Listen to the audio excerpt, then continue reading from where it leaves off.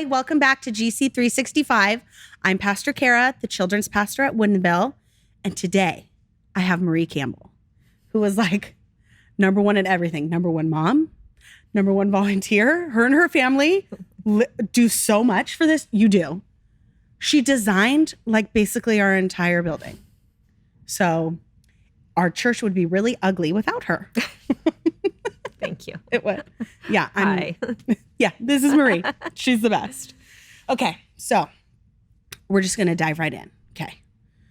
The first verse that stuck out to me was Leviticus 20, verse 27.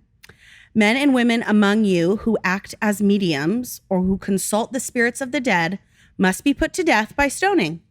They are guilty of a capital offense. So Leviticus, everyone just dies by really hard, like everyone is stoned to death for everything. There's a lot of rules going on. A lot to keep track of. There are. Yes. I'm very glad that we don't have these rules. Yeah. I don't know how anybody could have lived up to that. No, it was almost, it seems unreachable, the like level that you need.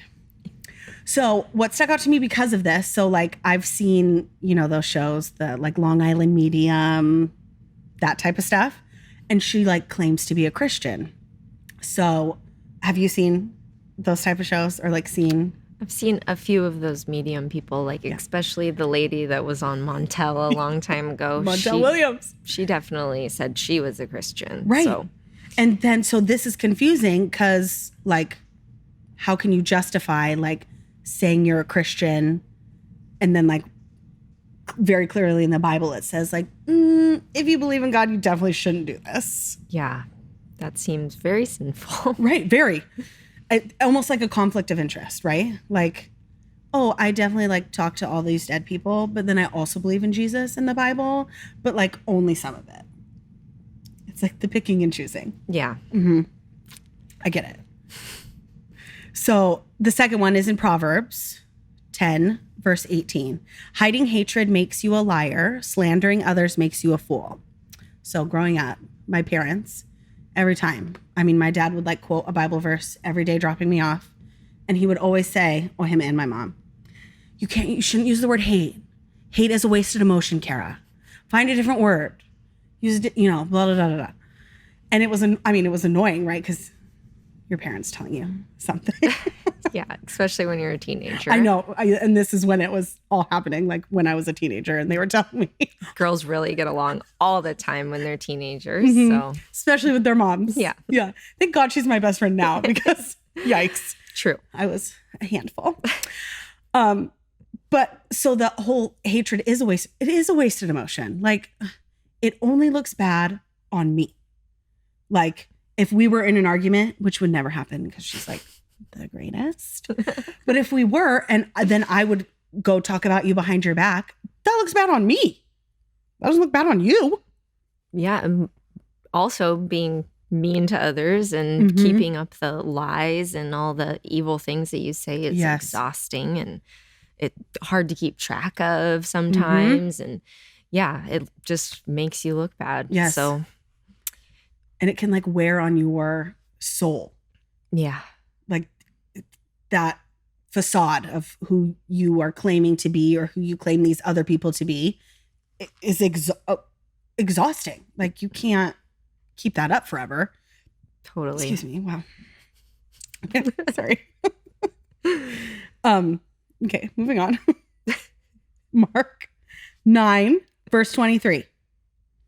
And it's like the super little part. What do you mean if I can? Jesus asked. Anything is possible if a person believes.